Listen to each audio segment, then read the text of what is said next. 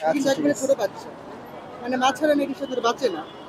এটা কি কিনেছিলেন আপনি? এটা হ্যাঁ, কত পড়েছিল আপনার? আমার ৪০০ র মতো। ৪০০? ভাইয়া এটা তুমি এটা বিল দিয়ে দাও। এটা এটা বিলটা আপনি রাখেন অন্তত না পক্ষে। ভাইয়া, এটা বিষয়টা হলো মানবতার খাতিরে করছি। এটা নিয়ে চিন্তা নেই। জাযাকাল্লাহ ভাইয়া। আচ্ছা ভাইয়া এখন আমি কিছুই লুকাবো না, কারণ আপনারা যেন এখান থেকে শিখতে পারেন আর আপনাদের ভুলগুলো বুঝতে পারেন আর আপনাদের অভিজ্ঞতাগুলো আমার সাথে শেয়ার করতে পারেন, যাতে আমি এখান থেকে কিছু না কিছু শিখতে পারি। বাসার সবাই অপেক্ষায় ছিল কখন আমি এই বাচ্চাগুলোকে বাসায় নিয়ে আসব। অবশেষে বাসায় আসার সাথে সাথে আমার মেয়ে খুশিতে ওদের নাম রেখে দেয় মিনি এবং চিনি।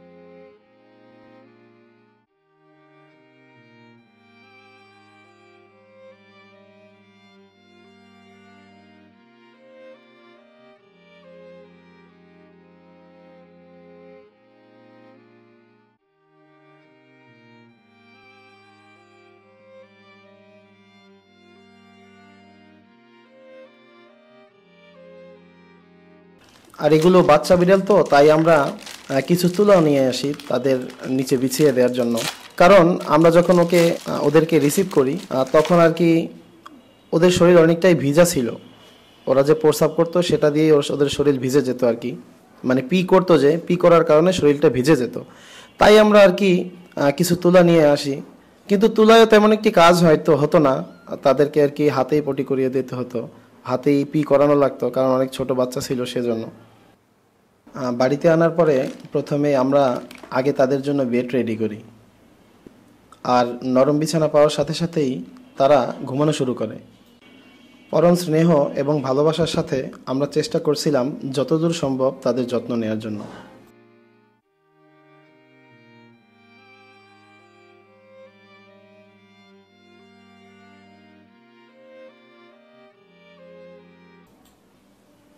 অনেকক্ষণ ঘুমানোর পরে আমরা প্রথমেই তাকে পি পটি করানোর চেষ্টা করি এবং তার পিছনে ভিজে ছিল সেটা মুছে দেওয়ার চেষ্টা করি। কারণ হলো আসলে বিড়ালের ছোট বাচ্চা এরা নিজে থেকে পিপটি করতে পারে না। যখন মায়ের কাছে থাকে তো মায়েরা তাদেরকে পিপটি করার জন্য সাহায্য করে, জিহ্বা দিয়ে চেটে চেটে তাদের আর কি পিপটি ক্লিন করে দেয়। আর এই সাদা বাচ্চাটা দেখতে অনেক সুন্দর ছিল, কিন্তু শুরু থেকেই তার রেসপন্সটা অনেক কম ছিল। আর অন্য বিড়ালটার মতো, বাচ্চা বিড়ালটার মতো আর কি চিল্লাচিল্লি বা আওয়াজ করতো না, খুবই কম আওয়াজ করতো, আর মুভমেন্টটাও খুব কম ছিল। এটা মাত্র 2 থেকে আড়াই দিনের বাচ্চা দোনোটাই। আর আমরা তো আসলে এর আগেও ছোট বাচ্চা লালন পালন করেছি, কিন্তু এত ছোট বাচ্চা কখনো আমাদের হাতে আসেনি।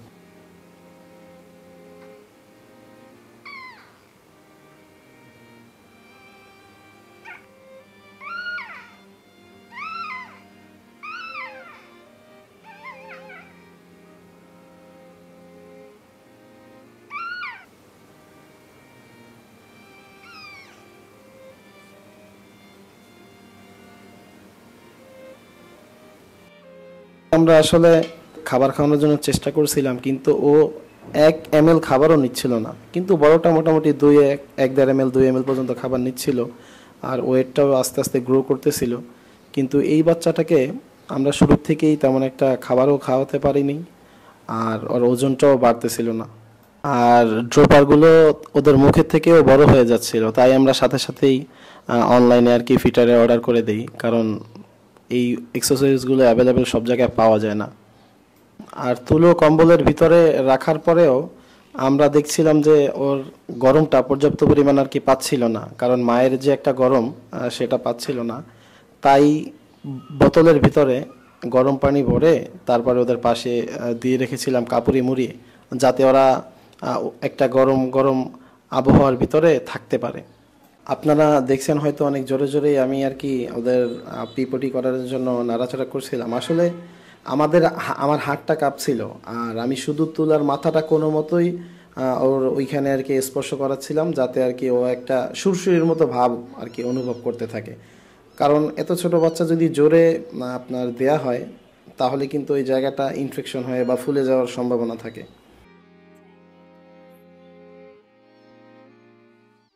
হ্যাঁ, চুপ করে বয়ে থাকবো, যা ঘুরে গেলে জায়গা বিলের বাচ্চার মানে রক্ষা করতেছে অনেক কষ্টে। থাম, বাড়াইতেছি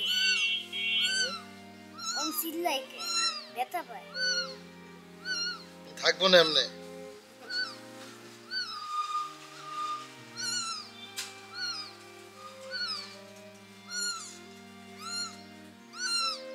আঙ্গুল সরাও, আর পাই দেখা যায়, পুটকি আর দেখা যায়। দেখছো করে আমি আর পারবো না, কিন্তু তাড়াতাড়ি করো, রাতে তো যেতে হবে।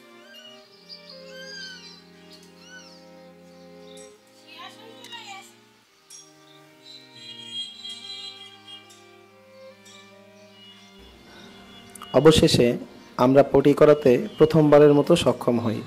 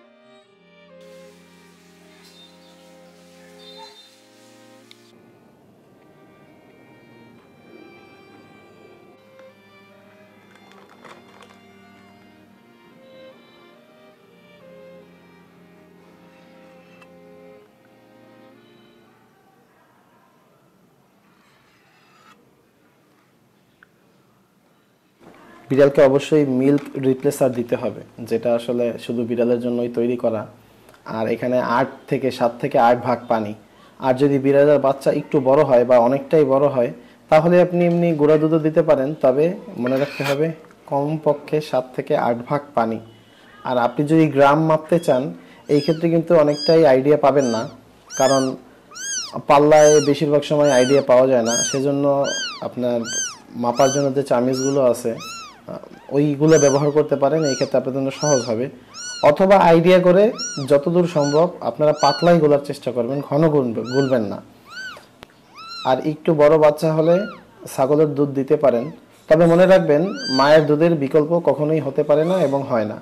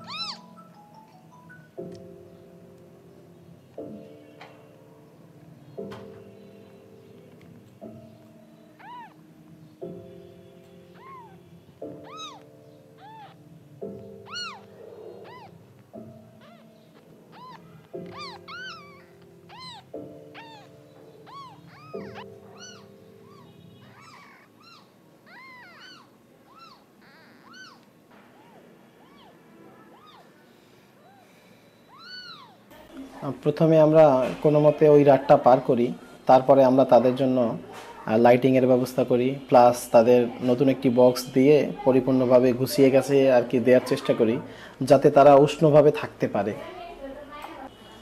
ছোট বাচ্চাটার অবস্থা খুবই শোচনীয় ছিল, কারণ মাত্র 3 থেকে 4 দিনের বাচ্চা, খুব কমই বাঁচে মা ছাড়া আর কি। তারপরও আমরা আমাদের মতো করে চেষ্টা করে যাচ্ছিলাম, যেহেতু এই বিড়ালটা তার সন্তানকে দেখে হারিয়ে গেছে অথবা কোনো জায়গায় হয়তো আটকা পড়েছিল, যার কারণেই আমরা আর কি তাদেরকে রেস্কিউ করা। যে ভাই এই বাচ্চাগুলোকে সময় দিয়েছিল, সে আসলে অনেক দূরে যাওয়ার প্ল্যানিং করেছিল, সেজন্য আর কি আমরা তাদের কাছ থেকে পোস্ট দেখার মাধ্যমে গিয়ে রেস্কিউ করা।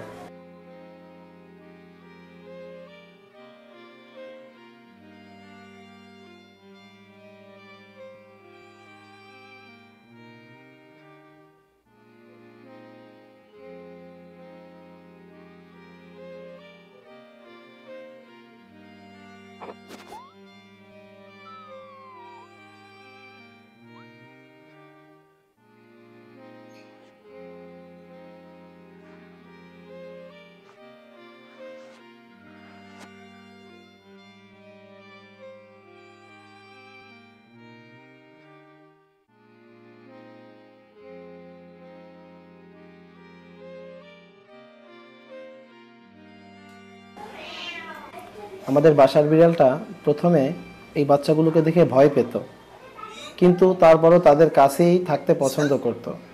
আর তাদের খাওয়া দাওয়া চলাফেরা সব কিছুই ফলো করতো, এমনকি নিজের খাওয়া পর্যন্ত আস্তে আস্তে কমিয়ে দিচ্ছিল। পুরো একটি রাত শত চেষ্টার পরেও শেষ পর্যন্ত সাদা বিড়ালটা দুনিয়া থেকে বিদায় নেয়। এটি আমাদের জন্য খুবই হৃদয় বিদারক একটি মুহূর্ত ছিল।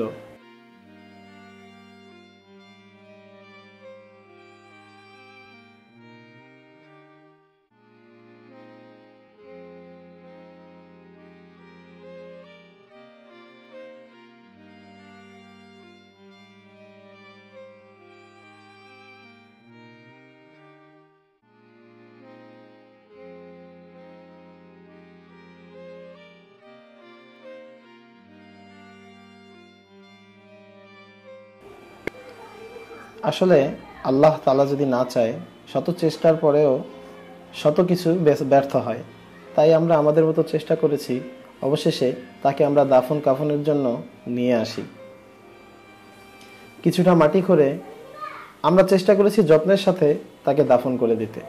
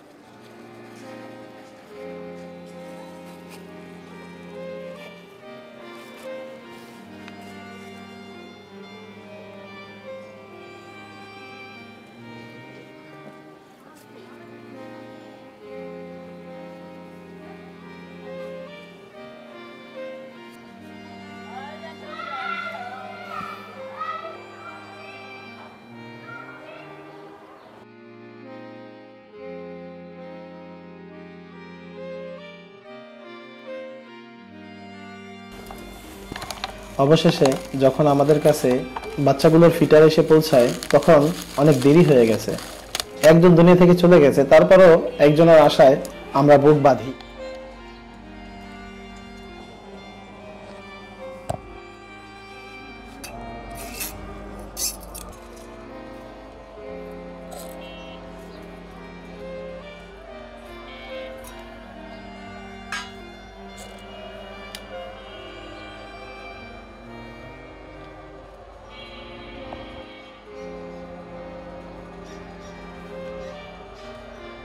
আমাদের বিল্লিটা কেমন জানি মনমরা হয়ে পাশে বসেছিল। ওর আচরণটা কেমন যেন অচেনা লাগছিল আমাদের কাছে। এই প্রথম বাচ্চাটা সব থেকে বেশি খাবার খেলো। তা দেখে আমরা মনে করছিলাম হয়তো আমাদের ফিটার কেনাটা সফল হয়েছে।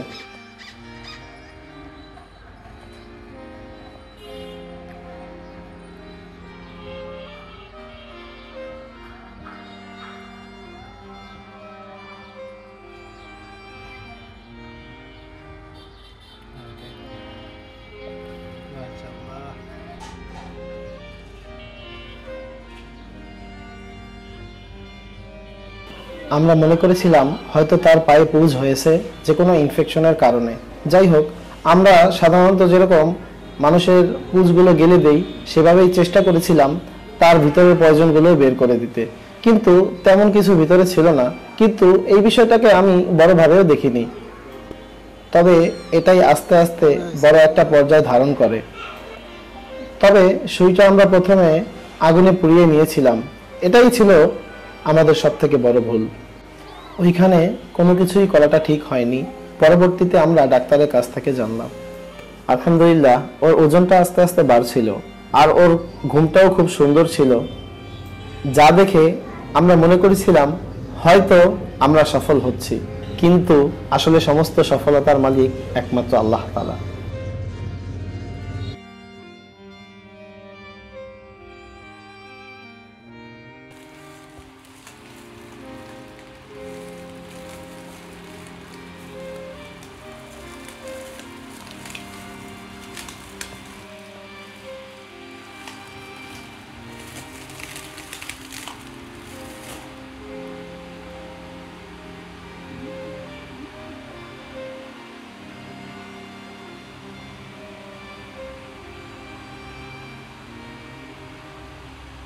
দিন শেষে আরও একটি রাতের শুরু। হয়তো ভেবেছিলাম রাতটা ভালোই কাটবে, কিন্তু দেখলাম ওই পাটা আস্তে আস্তে ফুলে যাচ্ছে। তারপর আমরা ডাক্তারের প্রেসক্রাইব অনুসারে তাকে ওষুধ দিই। ও আর মাঝখানে একটি কথা বলতে ভুলে গেছি, বিল্লিটা কেমন জানি ওকে খুব আদর করছিল। আগের দিনে যে আচরণটা তারও পরিবর্তন হয়ে গেছে। আমাদের বিল্লিটাও ঠিক ওকে ওর মায়ের মতোই আদর করার চেষ্টা করছিল, যদিও ওর বয়সটা অনেকই কম ছিল। আর বাচ্চা বিড়ালটার রেসপন্স আস্তে আস্তে কমছিল, যার কারণে আমরা আবারও ডাক্তারের সাথে যোগাযোগ করি এবং তিনি একটি ওষুধ লিখে দেন।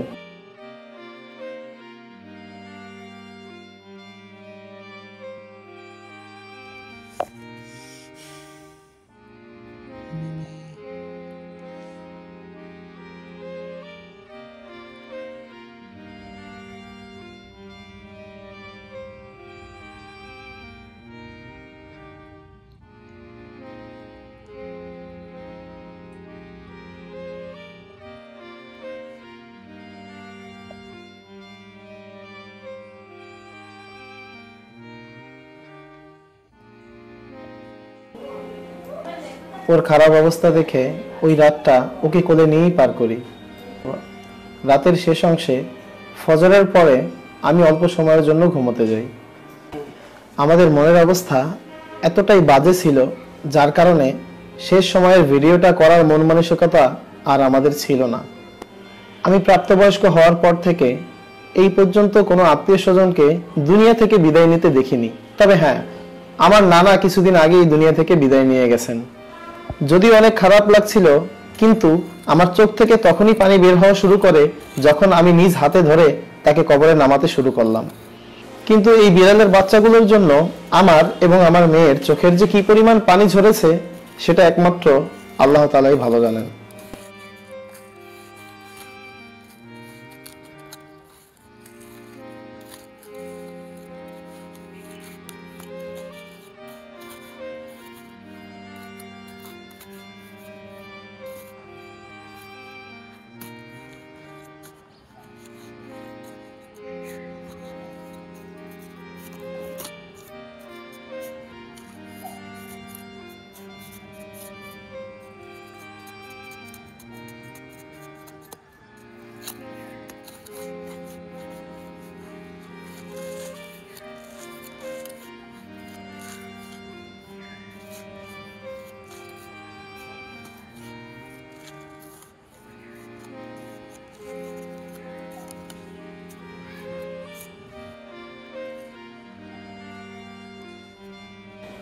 ওর বোন চিনির সাথেই মিনিকেও আমরা দাফন করে দেই, এমনকি সাথে সাথে তাদের বিছানোর যে তুলোগুলো ছিল সেগুলোও দাফন করে দেই।